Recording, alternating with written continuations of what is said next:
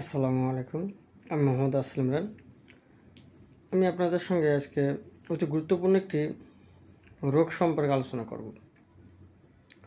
রোগটি সচরাচর সকল মানুষের মধ্যেই দেখা যায়, তবে শিশুদের মধ্যে এই রোগটি ব্যাপক হারে দেখা যায়। সে রোগটি হচ্ছে কৃমি বা অন্তরের পোকা, যেটাকে বলা হয়। তো এই ওষুধটি সম্পর্কে আলোচনা করার জন্য প্রথমে আমরা জেনে নেব যে কি কারণে এই কৃমি রোগটার বা দেখা দেয় বা এর উপদ্রব দেখা দেয়। এর অবশ্যই কিছু কারণ রয়েছে। তো কৃমি রোগ সাধারণত যেসব বিষয়ের কারণে হয় বা শিশুর আক্রান্ত হয়ে থাকে, সে বিষয়গুলো হচ্ছে অধিক মিষ্টি জাতীয় খাদ্য গ্রহণ করা,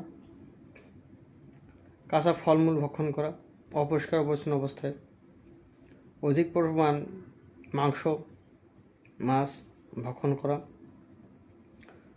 অপরিষ্কার অপরিচ্ছন্ন থাকা, অপরিষ্কার অবস্থায় খালি পায়ে টয়লেট বা পাবলিক টয়লেট ইউজ করা, যা কৃমি রোগ ছড়ানোর ক্ষেত্রে কোনো ভূমিকা পালন করে। এছাড়াও আরও অনেক কারণ রয়েছে এই কৃমি রোগ ছড়ানোর ব্যাপারে। তো এই উপরন্তু কারণগুলো মূলত কৃমি রোগ ছড়ার প্রধান কারণ। তো চলুন এবার আমরা জেনে নিই কৃমি রোগ হলে আমরা কীভাবে প্রতিরোধ করতে পারি এবং এর চিকিৎসায় বা কী। তবে আমি অ্যালোপ্যাথিক চিকিৎসা নয়, হোমিওপ্যাথিক চিকিৎসা সম্পর্কে বলবো। এই কৃমি রোগ থেকে প্রাকৃতিকভাবে রক্ষা পাওয়ার উপায় হচ্ছে পরিষ্কার পরিচ্ছন্ন থাকা, টয়লেট ইউজ করার ক্ষেত্রে জুতা ইউজ করা, প্রয়োজন হলে বা যতটা সম্ভব হয় আলাদা আলাদাভাবে ব্যবহার করা, এবং মাছ মাংস ভক্ষণের ক্ষেত্রে কিছু সাবধানতা অবলম্বন করা, মিষ্টি জাতীয় খাদ্য কম গ্রহণ করা ইত্যাদি। তো দেখি এবার হোমিওপ্যাথিক চিকিৎসায় কৃমি রোগের কী ওষুধ রয়েছে।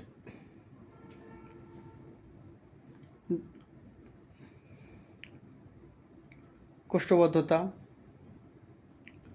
পেটে কামড়ানো, খামসানো ব্যথা, অতি কষ্টকর কোষ্ঠবদ্ধতা এমন লক্ষণের ক্ষেত্রে ফ্লিক্স মাস ওষুধটি ইউজ করা যেতে পারে। বয়স ভেদে 30 বা 200 শক্তি ইউজ করা যেতে পারে। এরপর যে ওষুধটি রয়েছে টিউক্রিয়াম। এই ওষুধটি ক্ষুদ্র গুড়াকৃমির ক্ষেত্রে অত্যন্ত কার্যকর ওষুধ। শিশুদের মলদ্বারে কৃমি বাইরে হয়ে আসে, চুলকায়, সুরসুর করে, শিশু অনেক কষ্ট পায়, এমন ক্ষেত্রে টিউক্রিয়াম ওষুধটি ইউজ করা যেতে পারে। এরপরে যদি দেখা যায় শিশু অত্যন্ত রাগী, খিটখিটে মেজাজের, রাক্ষসে ক্ষুধা, রাত 10টার দিকে কৃমির সমস্যা বা উপদ্রব দেখা দেয়, শিশু উপর হয়ে ঘুমায়, রাতের মধ্যে চিৎকার করে ওঠে, পাছা উঁচু করে ঘুমিয়ে থাকে, মিষ্টি অধিক পছন্দ করে, এরূপ ক্ষেত্রে সিনা অতি উত্তম একটি ওষুধ। এটির ব্যবহারে চমৎকার ফল পাওয়া যায়।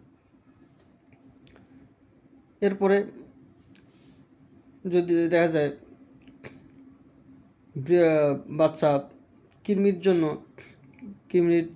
কামড়ানোর কারণে মলদ্বার বারবার চুলকাচ্ছে, মলদ্বারের সুরসুর অনুভব করতেছে, কষ্ট পাচ্ছে,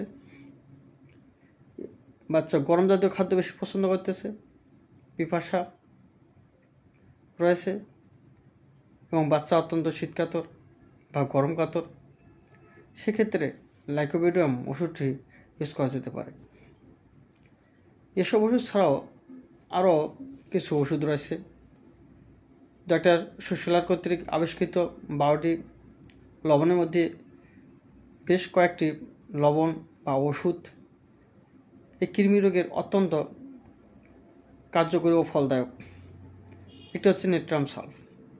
বায়োকেমিক ওষুধের মধ্যে কৃমিনাশক ওষুধ বলতে গেলে প্রথম যেটি নামটি আসে সেটা হচ্ছে নেট্রাম সালফ। এই ওষুধটিকে বয়সভেদে 1 থেকে 4টি ওষুধ যদি দিনে 2বার ইউজ করা যায় তাই খুব অল্প দিনের মধ্যে এই কৃমির উপদ্রব থেকে রক্ষা পাওয়া যেতে পারে। এরপর আরেকটি ওষুধ রয়েছে সেটা হচ্ছে কেলিমিউর।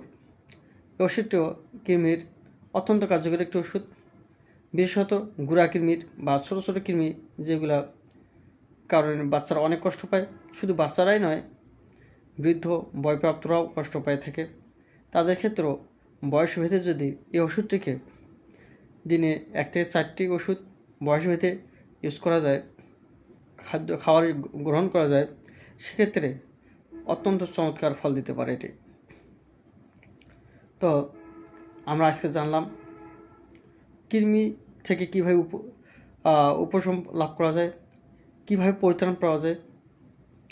তো আপনারা আপনাদের সন্তানদের ও নিজেরাও পরিষ্কার পরিচ্ছন্ন থাকবেন এবং এই কৃমি নামক একটি খারাপ ব্যাধি থেকে নিজেকে এবং নিজের পরিবারকে এবং সন্তানকে রক্ষা করবেন। আজকে পর্যন্তই।